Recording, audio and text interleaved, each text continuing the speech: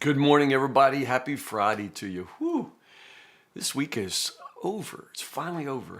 It's been a tough week for me, you all. I'll be honest. To say that it's tough doesn't mean it hasn't been good. It's been a good week, but it's been a hard week. I've had a hard 3 weeks, actually.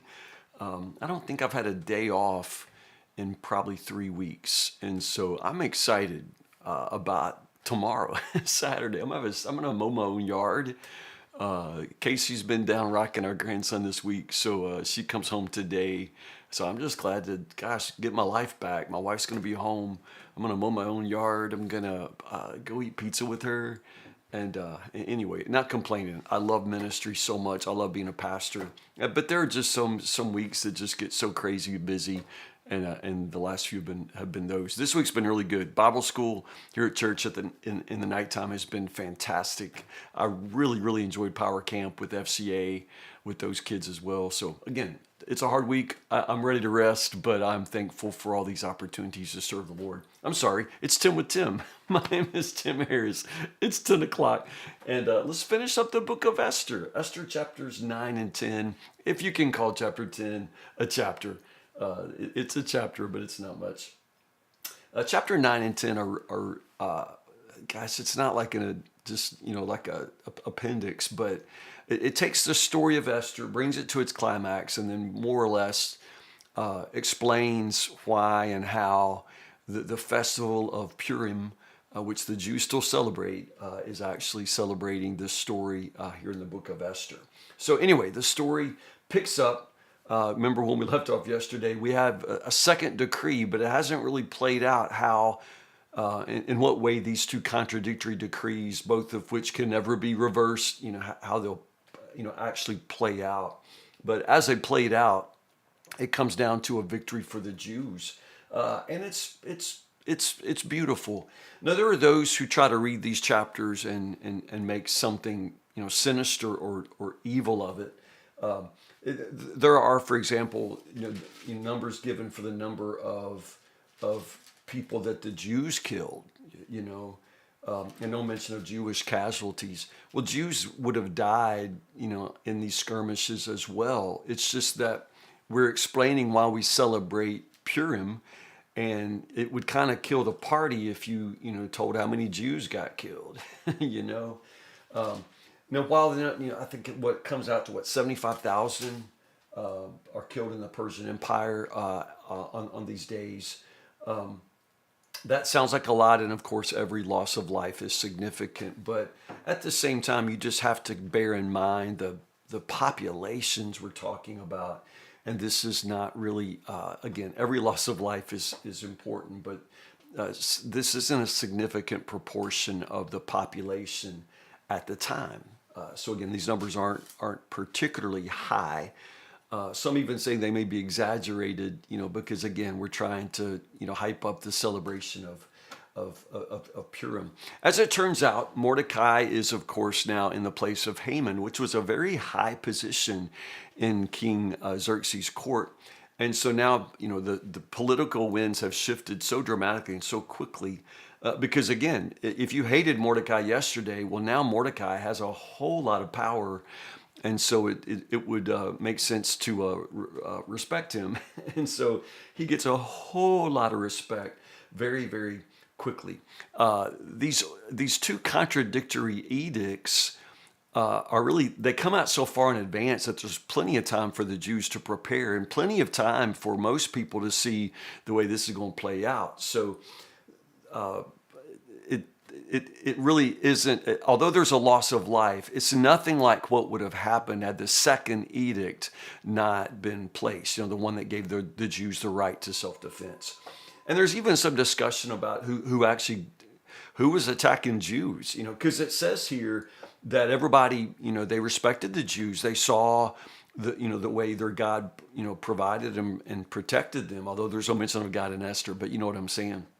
The people saw the reversal, of the situation for the Jews, and there's a reverent, awe that goes with that, and so nobody's really going to come after the Jews now, I think part of what is the subtext of Esther is that there must have been significant anti-Semitism in this kingdom. Haman must have had, he must have represented, again, just the whole idea that, hey, y'all go kill Jews and y'all can have all their stuff. And the fact that the Jews feel that they're going to be annihilated. There must have been a real anti-Jewish sentiment in the Persian kingdom, which is reversed because of the bravery and courage of Esther and also Mordecai. So the Jews went on their appointed day. They killed and annihilated their enemies, did as they pleased with those who hated them. Again, people who read that and go, like, they did as they pleased. Those Jews are cruel. No. That is the very same language that was in the original edict when Haman got the king to sign that they could do whatever they pleased to the Jews. It's just that reversal of that situation. And three times the narrator is careful to point out they took no plunder. So the Jews are killing only in self-defense. As far as I know, it only mentions that they kill men. They kill those who come against them. It's all in self-defense. They take no plunder, which is emphasized, which means they're not doing this for any sort of personal gain. They're not doing it for any sort of racial aggrandizement. They're only doing this as to try to secure their own right to life, So again, anybody who tries to read these chapters and turn it against the Jews, man, you're barking up the wrong tree, and also you probably need to check your own heart, because that's not what this text is suggesting at all. And so Queen Esther goes back before the king. The Jews had killed 500 men in the fortress of Susa alone. How many were in the other provinces, and what else do you want? At this point, the king is just like, Esther, do you want anything else? Can I get you anything, sweetheart? He doesn't say up to half the kingdom this time, which I guess he's learned to, slack off offering anything, but at any rate, there he is. And this is where Esther says, one more day. In other words, it's still happening, and if they stop now, then there's still going to be so much anti-Semitic, tension, conflict that survives. So one more day to finally put all of this to rest, and rest is what the Jews celebrate at Purim. It's not the violence; it's the rest. The fact that now we can sleep because nobody's going to come in and kill us while we rest. So it's really kind of beautiful. So anyway, let me wrap things up. The 10 sons of Haman are impaled on a pole. This is part of what Esther asked for. They're already dead. The request is to display their bodies, which again makes it official Persian policy. In other words, this is what happens to those who would come against the Jews. This is what happens to the sons of Haman. And so again, complete reversal for Haman and those who were sympathetic to him. One other thing, some people suggest that the money that Haman had put up for this edict in the beginning, maybe also could have hired some mercenary soldiers, some professional, soldiers, and maybe some of the killing here is actually mercenaries, guys who are paid to come in and kill Jews. So anyway, there are several ways to frame the violence in chapter 9. Because Esther asked for a second day, the festival of Purim, it lasts 2 days. It's on your calendar every year. If you look, March 6th and 7th, it's the festival of Purim, the Feast of Purim, and the Jews celebrate it every year to this day. They're celebrating the story of Esther. It is in many ways kind of a secular holiday, although it is celebrated in the synagogue because they read Esther at Purim. Of course they do. The same way we read the Christmas story, right? They read the story of Esther at Purim. Also, kind of fun. I would like this. I've never been to Purim in the synagogue, but at Purim in the synagogue, when they read the book of Esther, it's really fun apparently, because it's boisterous. They incorporate booing and hissing, stamping their feet. They have these special noisemakers. In other words, anytime the name of Haman is said or is about to be said, they try to drown it out with boo, boo. Also, they give gifts of primarily food and drink. From what I understand, they give gifts of food and drink, and also it's a time to help the poor, to help those who are without basic necessities. They also sometimes celebrate Purim with masks and costumes, kind of a masquerade.